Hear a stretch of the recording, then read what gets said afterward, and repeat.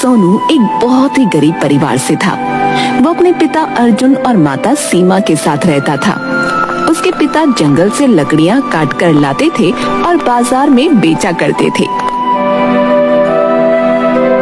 इसी तरह से उनका गुजर बसर हो रहा था। आप आ गए? आज इतना उदास क्या लग रहे हो? आज तो जंगल में लकड़ियां ही नहीं मिली, थोड़ी सी मिली हैं बस। पर उनसे भला बाजार में क्या दाम मिलेगा? आप चिंता क्यों करते हो? सब दिन एक से नहीं होते। इतने में सोनू भागा भागा आता है और सीमा के गले लग जाता है और कहता है, माँ देखो, मैं पूरी कक्षा में फर्स्ट आया हूँ। ये तो बहुत अच्छी बात है बेटा। इसी तरह से पढ़ लिख कर बड़ा आदमी बनना और अपने माँ बाप का नाम रोशन करना। पापा, प्रधानाचार्य ने मेरी पढ़ाई से खुश होकर मुझे पास के गांव के बड़े स्कूल में पढ़ने की इजाजत दे दी है।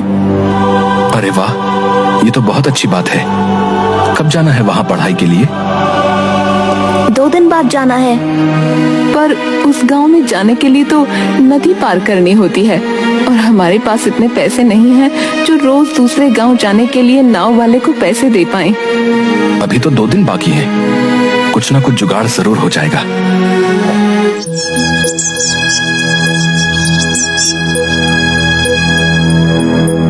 फिर तीनों खाना खाकर सो जाते हैं, पर अर्जुन को नींद नहीं आती क्योंकि उसको पैसों का बंदोबस्त करना था।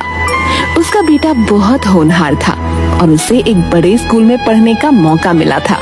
वो नहीं चाहता था कि उसकी वजह से उसके बेटे को ये मौका गंवाना पड़े।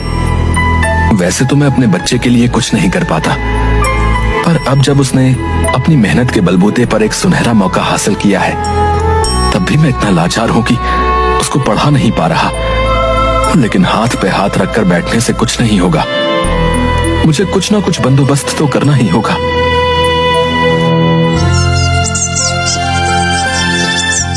अगली सुबह अर्जुन अपनी कुल्हाड़ी लेकर जंगल की तरफ गया, पर वहाँ उसे ज्यादा लकड़ियाँ नहीं मिली और वो थोड़ी सी लकड़ियाँ काटकर बाजार में बेच आया।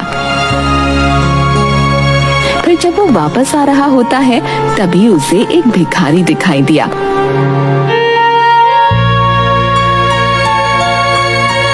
बाबा, 2 दिन से कुछ भी खाने को नहीं मिला है, न ही जेब में पैसा है। जिससे भी भीख मांगने गया उसने लताड़ कर भगा दिया। रात भी हो गई है, कुछ पैसे हो तो दे दो, बहुत तेज भूख लगी है। अब मेरे पास तो लकड़ियां बेचकर बस ये 2 रुपए ही आए हैं। इनसे भला मेरा क्या ही होगा, पर कम से कम इस भूखे की भूख तो मिटेगी। ये 2 रुपए मैं इसी को दे देता हूँ, अपना कोई और बंदोबस्त कर लूंगा। बेटा, राम तुम्हारा भला करे। तुम्हारे हाथ में जो हुनर है वो तुम्हें एक दिन बहुत ऊंचाई तक लेकर जाएगा। अब मैं समझा नहीं। समय आने पर सब कुछ समझ जाएगा।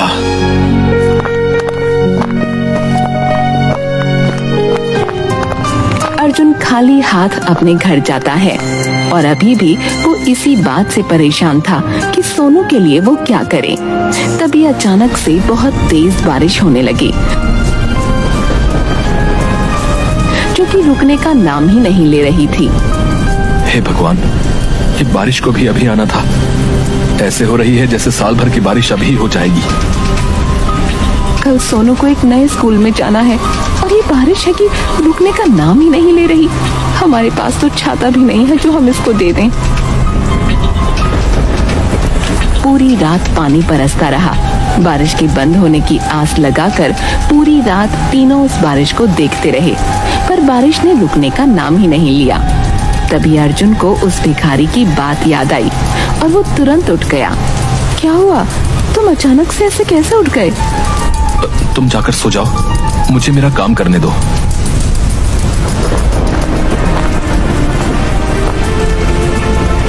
सीमा और सोनू अंदर जाकर सो गए और अर्जुन ने पूरी रात जागकर एक लकड़ी की छतरी बनाई।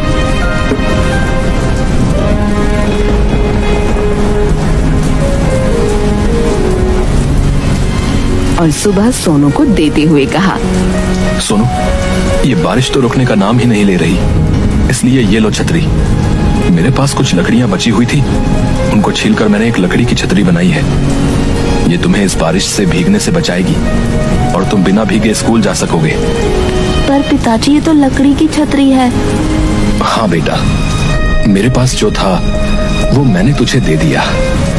ये तो बहुत ही सुंदर लग रही है।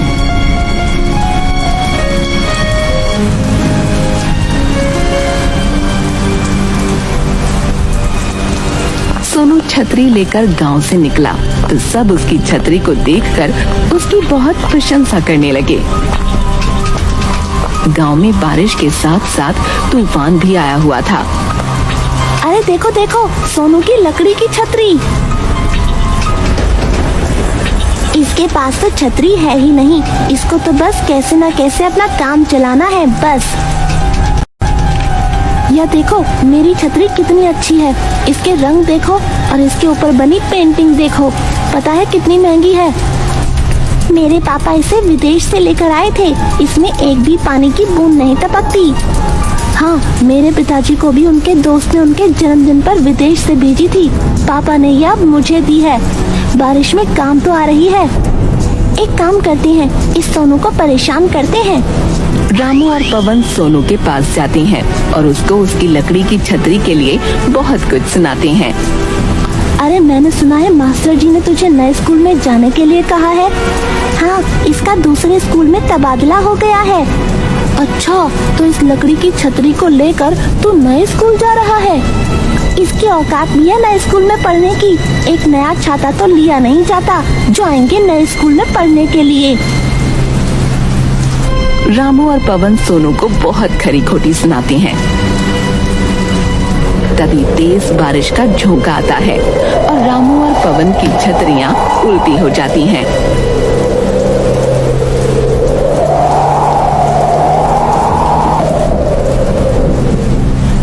अरे, तुम्हारी विदेश की छतरियां तो कौवा बन गईं। ये विदेश से आई थी, पर ये हमारे देश के आंधी तूफान को बर्दाश्त नहीं कर सकी।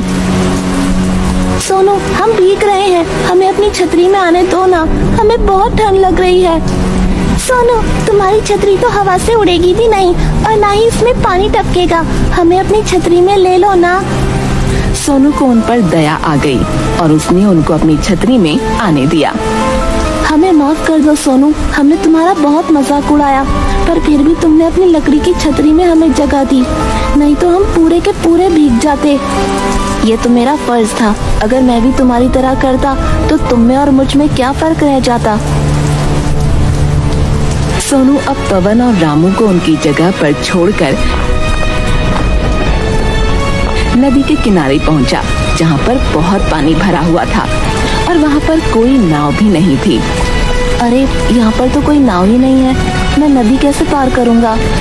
तभी वो अपने छाते को उल्टा कर देता है और उसे एक नाव के रूप में प्रयोग करता है। ये छतरी मेरी नाव का काम करेगी, मुझे किसी भी हाल में स्कूल पहुँचना ही होगा। अगर मैं आज नहीं गया तो मैं कभी भी इस मुकाम को हासिल नहीं कर पाऊंगा। वो उस छतरी में बैठ गया और उसको अपने हाथों की मदद से आगे बढ़ाने लगा। छतरी उसके इशारों के अनुसार आगे बढ़ती गई। फिर सोनू थोड़ी देर बाद गांव में पहुंच गया। इस छतरी की मदद से मैं अपनी मंजिल तक पहुंच पाया हूं और यहाँ पर तो बारिश भी नहीं हो रही, यहाँ तो तेज धूप निकली हुई है। इसमें भी ये मेरी लकड़ी की छतरी काम आएगी। सोनू छतरी लगा लेता है और अपनी धूप से रक्षा करता है। रास्ते में से कुछ लोग मिलते हैं और वो भी उसकी छतरी के नीचे आ जाते हैं। वो सभी लोगों को लेता हुआ आगे बढ़ता है और स्कूल पहुंच जाता है। वहाँ पर उसकी हेडमास्टर से मुलाकात होती है। अरे वाह सोनू, तुम तो इतनी बारिश और धूप में भी निश्चित समय पर स्कूल आ गए। तुम्हारी ये लकड़ी की छतरी तो बड़ी कमाल की है। ये मेरे पिताजी ने मुझे बनाकर दी है। मेरे पास इतने पैसे नहीं थे कि मैं नई छतरी ले सकूं, इसलिए उन्होंने अपने हाथ से लकड़ी की छतरी बना दी। हेडमास्टर को वो छतरी इतनी पसंद आई कि वो सोनू के साथ उसके घर पहुंच गए। और सोनू की प्रशंसा करते हुए बोले, सोनू जितना पढ़ाई में होशियार है उतना ही दिमाग भी बहुत चलाता है। उसने इस छतरी का उपयोग बहुत अच्छी तरह से किया है। इसकी ये लकड़ी की छतरी बहुत अनोखी है। इसको इस लकड़ी की छतरी का उपयोग करना अच्छी तरह से आता है।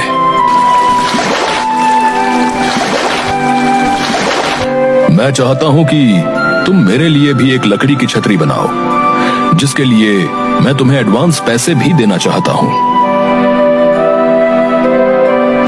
अर्जुन ये सुनकर बहुत खुश हुआ।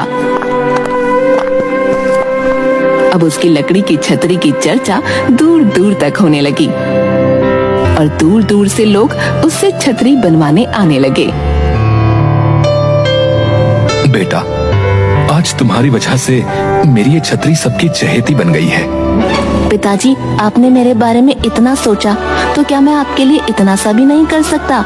मेरे जरिए लकड़ी की छतरी का प्रचार हुआ है और आपकी छतरी दुनिया भर में प्रसिद्ध हो गई है।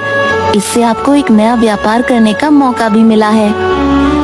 अगर उस भिखारी ने मुझे मेरे हुनर का एहसास न दिलाया होता तो आज शायद मैं यहाँ पर नहीं होता।